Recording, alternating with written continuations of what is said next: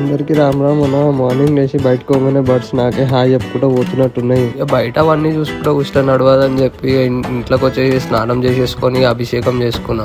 అభిషేకం కంప్లీట్ అయిపోయింది. ఇక మార్నింగ్ కూడా టిఫిన్ చేసేటప్పుడు డైరెక్ట్ అన్నమే తినేస్తాం. ఇక చలో రైట్ అని నేను మా మమ్మీ ఇక డ్యూటీకి బయలుదేరినాం. దారిలో ఇక బాస్ కనిపించిండు. జై శ్రీరామ్ అని మొక్కేసేసినాం. ఇక కూర్చొని చూసుకుంటూ ఇక మనం డ్యూటీ కాడికి వచ్చేసేసినాం. ఇక ఈ పెద్ద మనిషి ఏమో ఒక్కడు కూర్చొని ఒంటరి పక్షులకి ఏం చేద్దాం అనుకుంటుండో ఏమో. ఇక మన కుమారాన్ని ఆయన బయటికి వేసిందని పూర్వలను ఒకటే దమ్ చేసి వదిలేసేస్తుండు. మనది డ్యూటీ టైం అయిపోయిందని ఇక ఇంటికి బయలుదేరిన. ఈ ఇంటి దగ్గర పోగానే అతనేమో చిన్న ట్యూషన్లో వద్దానికి రెడీ అయ్యి ఇక సరే అని మా మామ నేను వదిలేసేస్తా అని మెల్ల బండి మీద తీసుకొని పోయిండి. ఇక వాడిని కూడా మా పెద్ద బొమ్మడి అని ట్యూషన్లో వదిలేసి రైట్ బాయ్ అని చెప్పి ఇక టైం అయిందని నేను కూడా ఇక స్నానం చేసుకొని ఇక శివునికి అభిషేకం చేసేసి ఇక పూజ అయితే కంప్లీట్ చేసేసుకున్నా. కిచెన్లో ఏమో సప్పుడు అవుతుందని ఏందని పోయి చూస్తే మా అతనేమో రాగి సంగటి రాయి ముద్ద చేస్తున్నాను అన్నది. నాకు ఇచ్చింది జర కలుపు సాయ అంటే నేనేమో దాంతో ఒక యుద్ధమే చేస్తున్నా.